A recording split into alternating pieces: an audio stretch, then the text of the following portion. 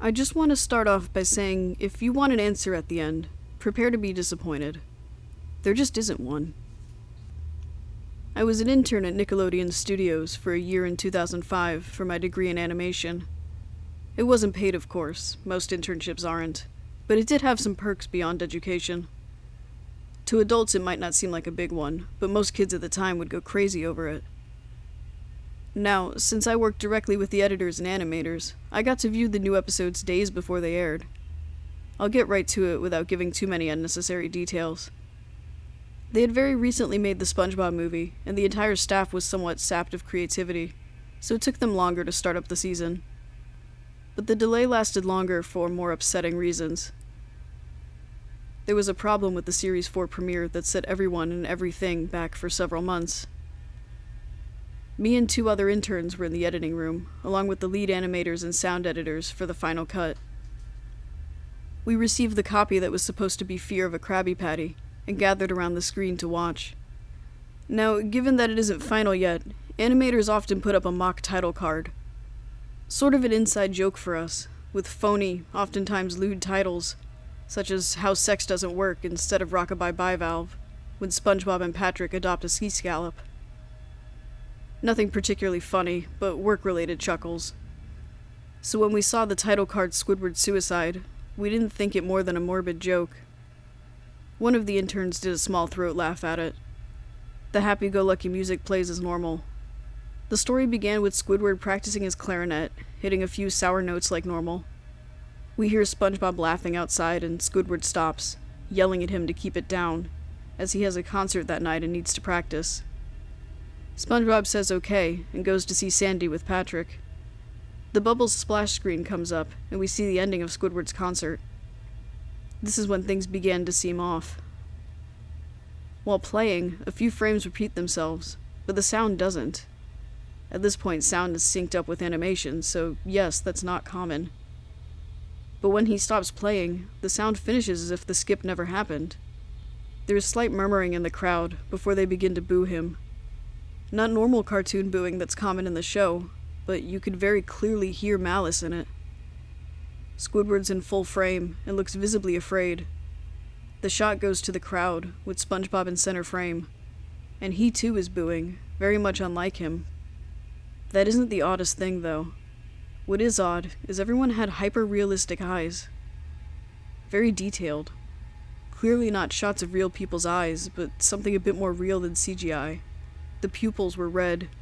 Some of us looked at each other, obviously confused, but since we weren't the writers, we didn't question its appeal to children yet. The shot goes to Squidward sitting on the edge of his bed, looking very forlorn. The view out of his porthole window is of a night sky, so it isn't very long after the concert. The unsettling part is at this point, there is no sound. Literally no sound. Not even the feedback from the speakers in the room. It's as if the speakers were turned off, though their status showed them working perfectly. He just sat there, blinking, in this silence for about 30 seconds. Then he started to sob softly. He put his tentacles over his eyes and cried quietly for a full minute more, all the while a sound in the background very slowly growing from nothing to barely audible. It sounded like a slight breeze through a forest. The screen slowly begins to zoom in on his face. By slow, I mean it's only noticeable if you look at shots 10 seconds apart, side by side. His sobbing gets louder, more full of hurt and anger. The screen then twitches a bit as if it twists in on itself for a split second, then back to normal. The wind through the trees sound gets slowly louder and more severe, as if a storm is brewing somewhere. The eerie part is this sound, and Squidward's sobbing, sounded real, as if the sound wasn't coming from the speakers, but as if the speakers were holes the sound was coming through from the other side. As good as sound as the studio likes to have, they don't purchase the equipment to be that good to produce sound of that quality. Below the sound of the wind and sobbing, very faint, something sounded like laughing. It came at odd intervals and never lasted more than a second, so you had a hard time pinning it. We watched the show twice, so pardon me if things sound too specific, but I've had time to think about them. After 30 seconds of this, the screen blurred and twitched violently, and something flashed over the screen, as if a single frame was replaced. The lead animation editor paused and rewound frame by frame. What we saw was horrible. It was a still photo of a dead child. He couldn't have been more than 6. The face was mangled and bloodied, one eye dangling over his upturned face, popped. He was naked down to his underwear, his stomach crudely cut open, and his entrails lying beside him. He was laying on some pavement that was probably a road. The most upsetting part was that there was a shadow of the photographer. There was no crime tape, no evidence tags or markers, and the angle was completely off for a shot designed to be evidence. It would seem the photographer was the person responsible for the child's death. We were of course mortified, but pressed on, hoping that it was just a sick joke. The screen flipped back to Squidward, still sobbing, louder than before, and half body and frame. There was now what appeared to be blood running down his face from his eyes. The blood was also done in a hyper-realistic style, looking as if you touched it, you'd get blood on your fingers. The wind sounded now as if it were that of a gale blowing through the forest. There were even snapping sounds of branches. The laughing, a deep baritone, lasting at longer intervals and coming more frequently. After about 20 seconds, the screen again twisted and showed a single-frame photo. The editor was reluctant to go back. We all were, but he knew he had to. This time the photo was that of what appeared to be a little girl, no older than the first child. She was laying on her stomach, her barrettes in a pool of blood next to her. Her left eye too was popped out, and she was naked except for underpants. Her entrails were piled on top of her, above another crude cut along her back.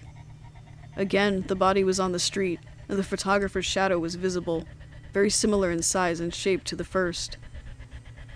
I had to choke back vomit, and one intern, the only female in the room, ran out. The show resumed.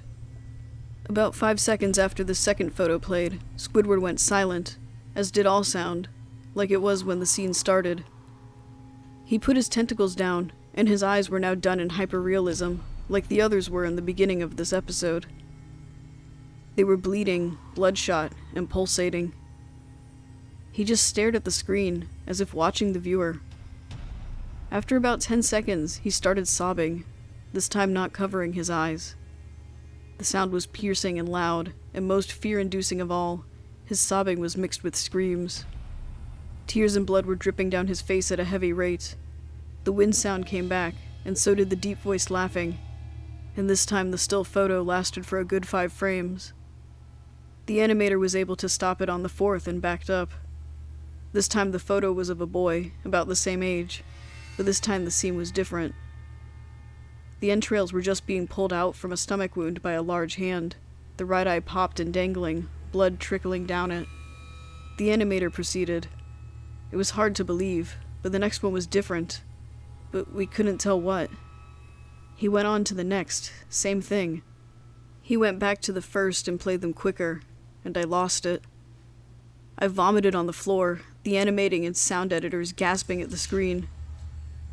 The 5 frames were not as if they were 5 different photos. They were played out as if they were frames from a video. We saw the hands slowly lift out the guts. We saw the kid's eyes focus on it. We even saw 2 frames of the kid beginning to blink. The lead sound editor told us to stop. He had to call in the creator to see this. Mr. Hillenberg arrived within about 15 minutes. He was confused as to why he was called down there, so the editor just continued the episode. Once the few frames were shown, all screaming, all sound again stopped. Squidward was just staring at the viewer, full frame of the face, for about 3 seconds. The shot quickly panned out, and that deep voice said, "Do it," and we see in Squidward's hands a shotgun. He immediately puts the gun in his mouth and pulls the trigger. Realistic blood and brain matter splatters the wall behind him and his bed, and he flies back with the force. The last 5 seconds of this episode show his body on the bed on his side, one eye dangling on what's left of his head above the floor, staring blankly at it. Then the episode ends. Mr. Hillenberg is obviously angry at this. He demanded to know what the heck was going on. Most people left the room at this point, so it was just a handful of us to watch it again. Viewing the episode twice only served to imprint the entirety of it in my mind and caused me horrible nightmares. I'm sorry I stayed. The only theory we could think of was the file was edited by someone in the chain from the drawing studio to here. The CTO was called in to analyze when it happened. The analysis of the file did show it was edited over by new material. However, the timestamp of it was a mere 24 seconds before we began viewing it. All equipment involved was examined for foreign software and hardware, as well as glitches, as if the timestamp may have glitched and showed the wrong time. But everything checked out fine. We don't know what happened, and to this day nobody does. There was an investigation due to the nature of the photos, but nothing came of it. No child scene was identified, and no clues were gathered from the data involved, nor physical clues in the photos.